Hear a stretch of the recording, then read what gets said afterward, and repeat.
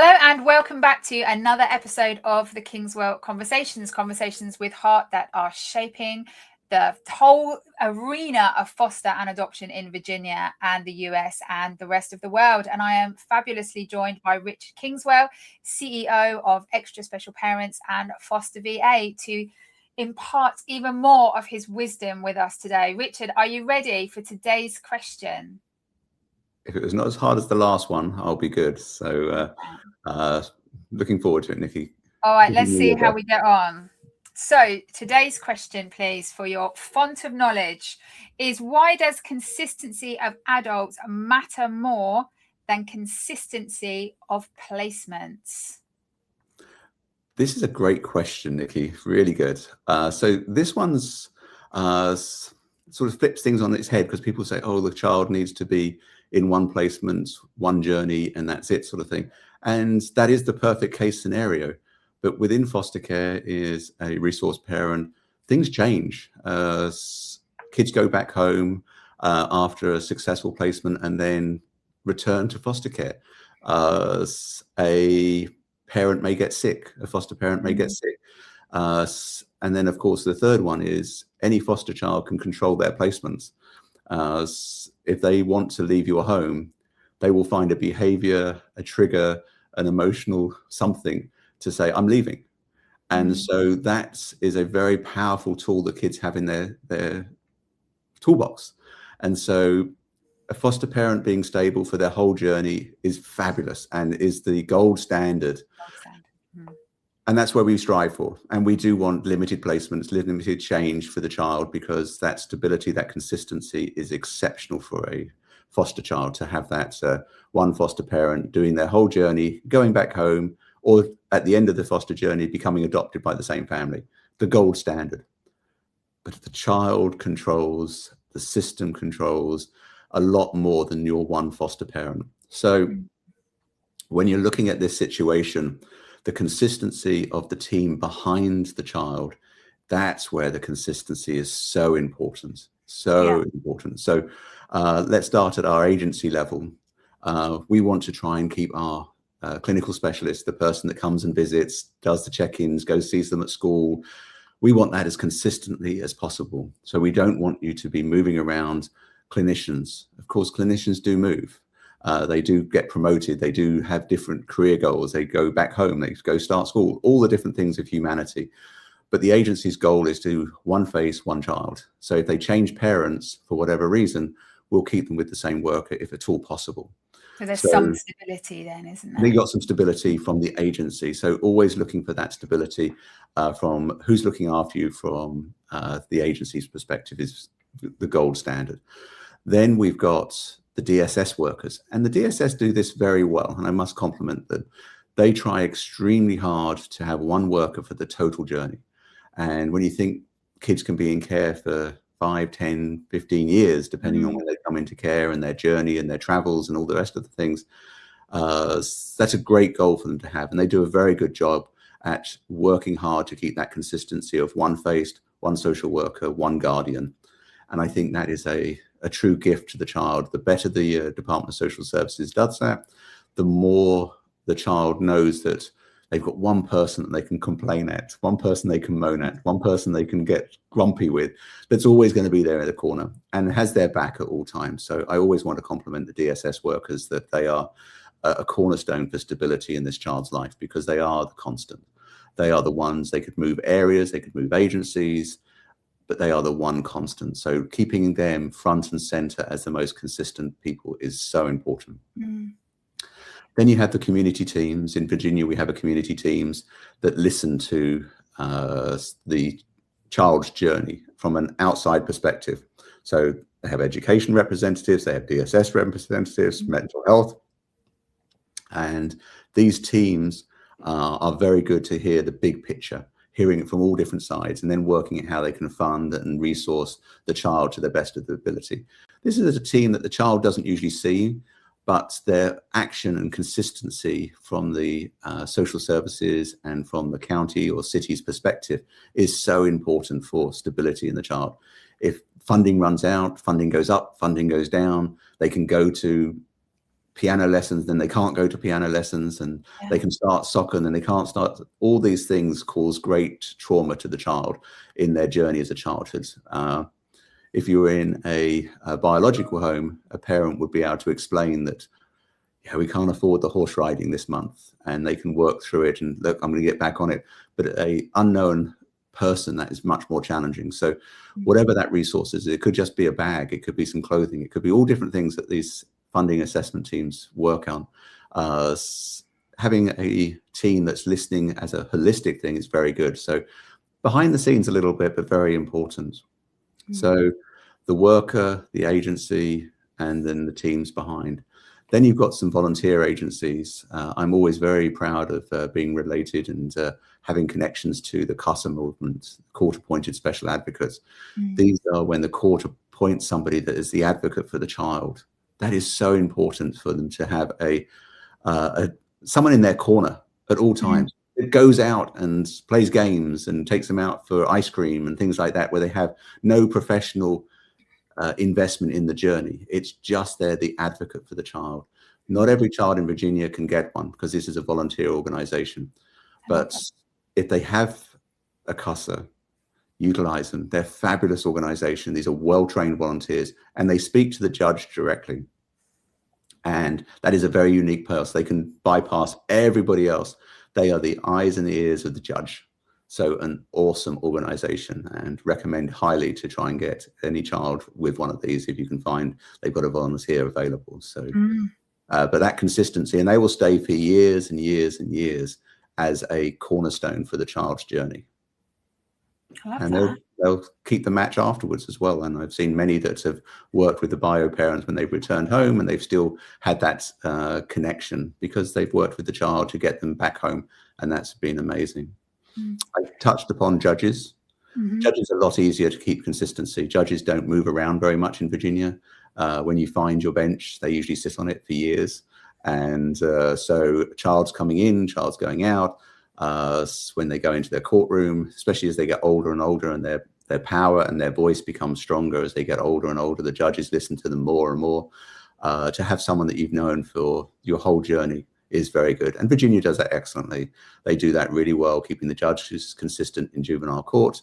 And it's a compliment to the system that they know that they've got one judge and they have a relationship. And also the judge has the big picture of accountability for the child. So when the child starts acting up or doing stuff that is not socially acceptable, it's the same person. It's the same communication. I'm sitting there just imagining now this young youth who's in a bit of trouble going in and going, "Oh my goodness, it's you again," or the judge going, "Welcome back, Mr. or Mrs. Miss so and so, nice to see you again," and they're like, "It's the same one." And if they have that trusting relationship over years, sort of thing, if they've always got their back, they may not be happy to be in foster care, and the judge is the one that removed them, but the judge has the power to put them back home, sort of thing. But everybody has to work together to get back home. The kid has to work, the child, the family has to work, the system has to work to make it successful reunification, and that's where everybody's goal is. So it will work. So the judges are very important in that journey. Can I ask something to do with sort of schooling as well? Because obviously, I mean, it's amazing to think just how, people do just tend to think about the changes in the parents and forget that all these other people in the background that are part of the journey that actually provide this kind of background stability that's massively important, but probably very much underestimated, just what is going on behind the scenes. So you did catch on a very important part with the schooling. So if I can jump on the schooling part. Yeah, is it, where possible, even if the foster parent changes, again, I say where possible, do you try to keep the child in the same school? Yeah, and we do. And the community will work very hard, because finding a foster parent, a resource parent, is a challenge to make that match. And so if you add another equation on top of a school district or a school, because that's where their best friend is, the complexity gets more. So with a sort of rule of thumb from most communities, if we can get them within half an hour of the school placement, the community will step up and pay for transportation to get to the school, so that they can keep that connection, especially when they're early in the journey and they don't want to disappear from school for a while and then go back to school when they get back reunificated, sort of thing. So the least amount of changes that we can do, the better. And I think that's the most important thing. But if they are 4 hours away from placement, because if that's the only family that could meet the child's needs, then school place will change.